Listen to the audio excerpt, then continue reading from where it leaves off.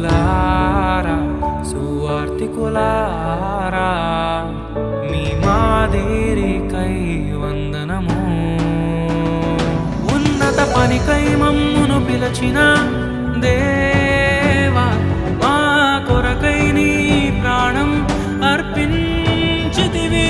నీలో నిలచి ఉండుటే మా భాగ్యము. నీ కొరకై జీవించెదము. సేవకులారా సువార్తికులారా యేసయ్య కోరుకున్న శ్రామికులారా సేవకులారా సువార్తికులారా